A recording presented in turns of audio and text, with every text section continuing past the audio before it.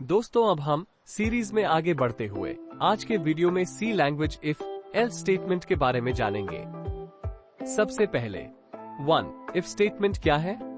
सी language में if statement का इस्तेमाल कंडीशन को चेक करने के लिए किया जाता है।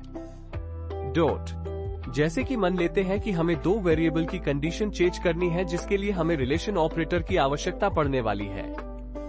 नीचे दिए गए प्रोग्राम को आप ध्यान से देखें। इसमें आपको आउटपुट ट्रू या फॉल्स जा रहा है ये समझ आएगा। तो int x equals 5, int b equals 5, if अगर x equals b यानी 5 equals 5 अगर ये सही कंडीशन हो तो कोड अंदर जाएगा, अगर नहीं हो तो कोड बाहर पड़ेगा। ऐसे आप समझ सकते हो।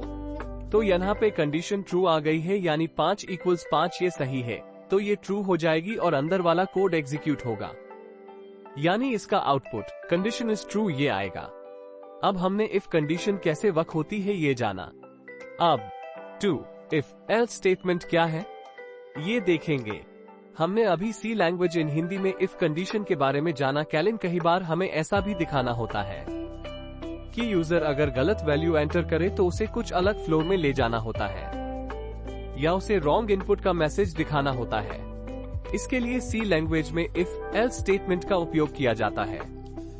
सिमिलरली नीचे दिए गए प्रोग्राम को आप ध्यान से देखें। इसमें आपको आउटपुट ट्रू या फॉल्स जा रहा है ये समझ आएगा। तो int x equals 5, int b equals 3, if अगर x equals b यानी 5 equals 3 अगर ये सही कंडीशन हो तो कोड अंदर जाएगा, अगर नहीं हो तो कोड बाहर पड़ेगा और एल्स में जाएगा। ऐसे आप समझ सकते हो। तो यहाँ पे कंडीशन फॉल्स आ गई है यानी 5 equals 3 ये सही नहीं है, तो ये फॉल्स हो जाएगी और अंदर वाला कोड एग्जीक्यूट ना होकर एल्स वाला कोड एग्जीक्यूट होगा, यानी इसका आउटपुट कंडीशन इज फॉल्स ये आएगा। आज के सीरीज वीडियो में हमने जाना सी लैंग्वेज के इफ एल्स स्टेटमेंट के बारे में। नेक्स्ट वीडियो में हम सी लैंग्वेज के स्विच स्टेटमेंट के बारे में बताएंगे।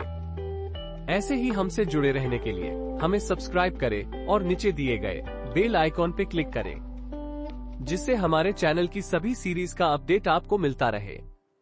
Thanks for watching.